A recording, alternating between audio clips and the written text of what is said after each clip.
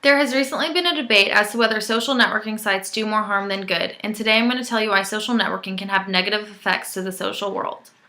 The dangers of social networking sites often get overlooked amid all the good things they bring.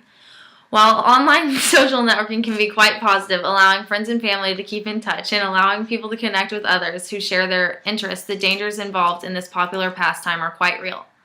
Personally, I believe social networking sites are harmful and do have consequences to our social skills and our safety.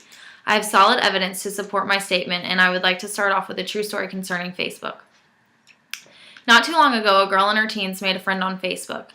This other unidentified friend didn't give any personal details, and one day this girl and a friend met up at the mall. Then she was never seen again. You hear stories that happen like this all the time, and now there is even a show on MTV called Catfish. It's a show about people that have relationships through social networking, and when they finally meet, more than half the time, the people aren't who they said they were. Stories like this happen all the time, and it's because social networking gives people a place to hide their true identity. In this time, our nation spends more time socializing online rather than getting out and meeting friends, which creates more people to be more socially awkward when it comes to communicating in person.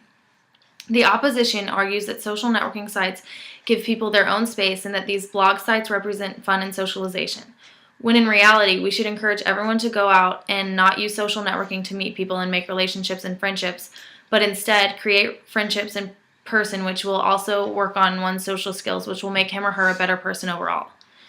Social networking has many negatives that come along with it. Not only is it a tool for bad people to use to contact innocent people, but it also affects people's communicational skills and creates a crutch for people in our society to use when it comes to communicating online rather than in person. Also, social networking sites prevent youth from spending time with their parents and their siblings because they become obsessed and attached to the social networking world. Not only is it irritating that many teens cannot go for longer than 10 minutes without checking their Facebook pages before having withdrawal symptoms, but it's even more frustrating when they can't even go half as long as that without mentioning the site. What is this saying about our generation? Did people in the 60s need social networking sites? Back in the day, there was no such thing as social networking when it came to building relationships. In the olden days, we didn't express a need for an online high-tech chatting system. People would have to find their own ways to stay in contact with their friends since they didn't have social networking to help them.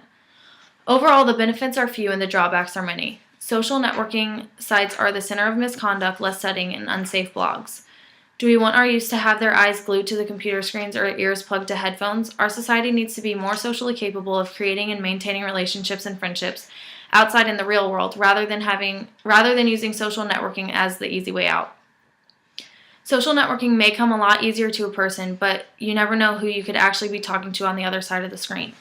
With this being said, it is important to get out of the house and away from the computer and work on maintaining impactful personal relationships that will last a lifetime, rather than sitting behind a computer screen all the time, never knowing who you're actually talking to.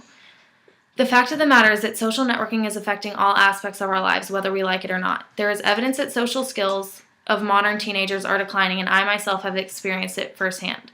In terms of employment, it may just be our downfall. Just because social networking is the in thing to do doesn't mean we have to talk about it in our online friends constantly. It might just be time to pull back slightly from the online world to have a proper conversation with your real friends.